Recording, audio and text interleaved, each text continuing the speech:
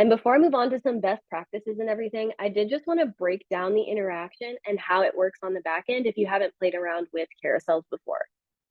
So the step-by-step instructions are here if you want to review it, but just real quick, we use the cycle next and cycle previous interactions to build carousels in the studio. When you add your interaction, we'll say we want to click on these, and then you can select cycle next or cycle previous. And then the way that this interaction is going to work is that you're selecting the folder or group that you want to cycle through.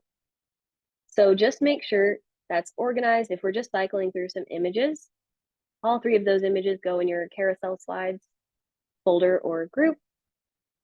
And then all we have to do is select it. It does all the hard work for us, and it cycles through each of those from top to bottom. And then save the interaction.